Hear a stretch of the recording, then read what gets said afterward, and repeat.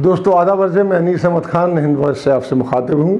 भाजपा हाथरस में हुई दलित जो लड़की की उसकी हत्या है बलात्कार के बाद, इसके लिए पीड़िता के घर के आसपास भाजपा नेता यानी राजवीर सिंह पहलवान सिंह के घर में एक बैठक हुई है, जिसमें गिरफ्तार आरोपियों के समर्थन में नारे लगाए गए हैं और उन्हें बेगुनाह कहकर न्याय दिलाने की बात की जा रही है।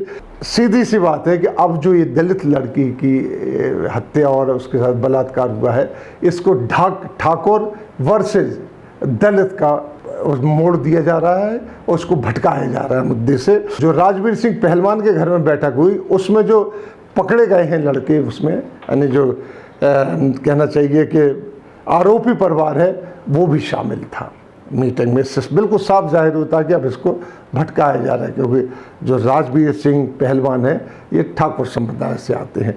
हालांकि बीजेपी नेता इस बैठक को कह रहे हैं कि हमने स्वागत समारोह किया था, पर इस बैठक में बलात्कार पीड़ित के परिवार के खिलाफ FIR दर्ज करने की मांग की गई थी।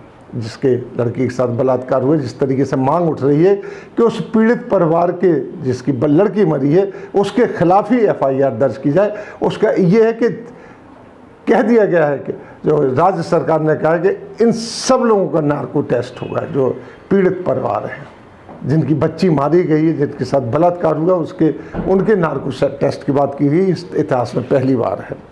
बैठक में भाषणों में कहा गया कि जानबूझकर एक समुदाय विशेष के नौजवानों को निशाना बनाया जा रहा है, उन्हें इंसाफ मिलना चाहिए। इससे पहले 12 गांव के ठाकुरों की एक पंचायत हुई थी, जिसमें आसपास के ठाकुर बहुल गांव के लोग शामिल हुए थे। वहीं भाजपा विधायक वीरेंद्र राणा आरोपियों को बचाने के लिए उन्होंने अपनी कवायद में जुट गए हैं। लखनऊ तक वो अपनी दौड़ लगा रहे हैं। पूर्व भाजपा विधायक यशपाल चौहान ने भी समर्थन की बात कर दी है और वो कह रहे हैं कि जो गिरफ्तार किए गए युवक है वो निर्दोष है। नहीं, बिल्कुल क्लियरली वहाँ पर जातवाद की जंग छेड़ दी गई है।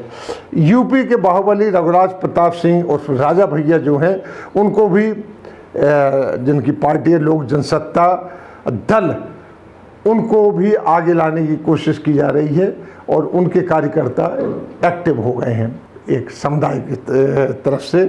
और भीम आर्मी, वहाँ दूसरी तरफ भीम आर्मी के जो नेता चंद्रशेखर आज़ाद, उनका कहना है कि योगी आदित्यनाथ और हाथरस प्रशासन की कार्यशैली से ये पता चलता है, आशंका पैदा होती है कि पीड़ित परिवार को न्याय नहीं मिलेगा। और जिस तरीके से ये बातें चल रही हैं, उसको ठाकुर और दलित विवाद में घेरा जा रहा है, इससे तो और भी उम्मीदें मध्यम पड़ गई हैं। वहीं पर पीड़ित परिवार को नार्को टेस्ट की जो मैंने अभी बात कहा कि बात उठने लगी है। दलित इतने डरे हुए हैं इस गाँव के कि वो अपने खेतों पर काम करने के लिए जा रहे हैं।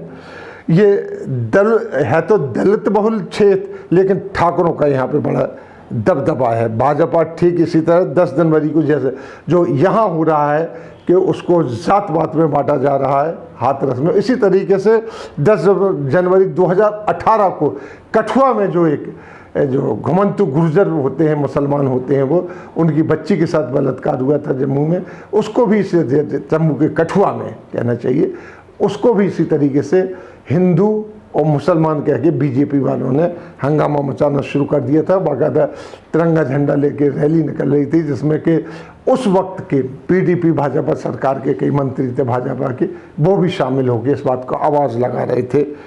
क्योंकि देखिए, जो गुर्जर हैं कश्मीर के और जम्मू के, एक घुमंतु कबीला है। वैसे तो मुसलमान हैं ये लोग, लेकिन ये कट्टर कहीं से कहीं तक नहीं होते। ये वहाँ रुक जाते हैं जहाँ इनके जानवरों को चारा मिलता है। तो ये सर्दियों में कश्मीर से नीचे आके जम्मू में रहने लगते हैं। जब जम्मू में गर्मी पड़ने लगती है तो अपने जानवरों को लेके, रेहड़ को लेके ये कश्मीर चले जाते हैं। तब कश्मीर सरकार ने कई भाजपा मंत्रियों ने, जैसे हमने कहा कि उन्होंने कश्मीर सरकार के कई भाजपा मंत्री मुखर थे और इसी वजह से केंद्र को वहाँ से पूरा केस दिल्ली शिफ्ट करना पड़ा गया था और दिल्ली में मुकदमा चला उसके ऊपर।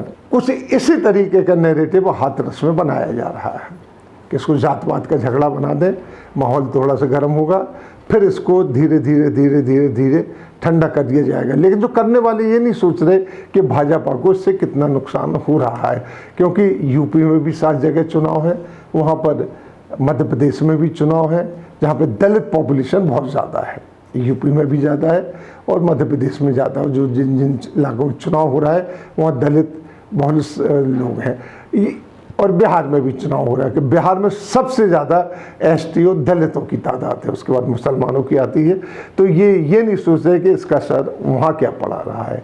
यहाँ है एक बात मैं क्लियर कहूँगा कि जो एडमिनिस्ट्रेशन है यूपी का वो इसको सही तरीके से डील अभी तक नहीं कर पाया, लिहाजा ये मुद्दा पूरा का पूरा विपक्ष के हाथ में चला गया और विपक्ष उसको पूरी तरीके से बनाने की कोशिश कर रहा है, जिसको अभी तक जो यूपी की सरकार समझ नहीं पा रही है।